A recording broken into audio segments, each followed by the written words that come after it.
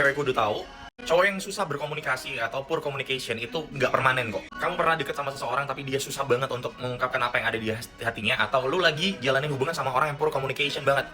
Riset yang ada itu bilang itu bukan takdir, bukan sesuatu yang permanen, tetapi itu skill yang bisa dipelajari. Before we start, minum dulu.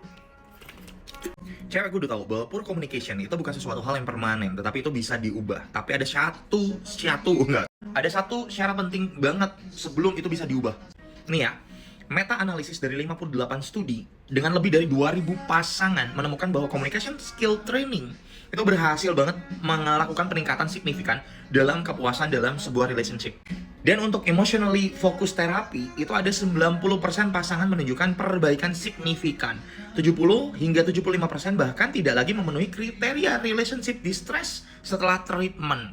Nah pertanyaannya sekarang adalah di Indonesia nggak banyak treatment-treatment seperti ini. Caranya gimana? Yang nge-treatment sendiri. Karena nggak banyak cowok sadar bahwa dia poor communication. Tapi ada satu syarat banget yang juga ditemukan dalam penelitian ini, bahwa perubahan itu hanya terjadi jika kedua belah pihak mau. Jadi gini, hubungan itu kan berdua ya. Jadi kalau semisal memang salah satunya harus berubah, yang satu juga harus merubah mindsetnya bahwa bukan tentang menyalahkan yang salah, tetapi juga ngomongin tentang apa? Ngomongin tentang yang tahu benernya seperti apa, mau ngajarin, mau terbuka, mau rendah hati untuk menerima dulu dia sedang berproses.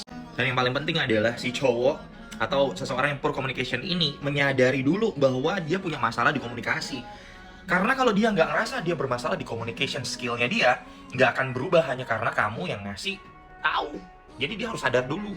Nah yang perlu kita tahu, kalian semua cewek-cewek tahu adalah kalian perlu tahu bedanya sejak awal. Apakah dia punya poor communication karena dia belum tahu caranya, atau karena dia memang nggak mau tahu tentang itu.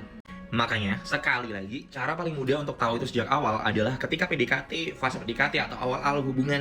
Lewat percakapan yang dalam, deep talk sama dia, buka obrolan ringan, tapi pertanyaannya tuh memancing, dia berpikir dan merespon. 10 pertanyaan deep talk ada di bio gua, langsung di check out aja. Poor communication bisa diperbaiki banget guys, tapi hanya untuk orang-orang yang mau memperbaiki. Dan kamu perlu tahu, cowok lu tipe yang mana? Dia memang belum tahu atau dia memang gak mau tahu. Jadi lu harus tahu sebelum terlanjur begitu sayang.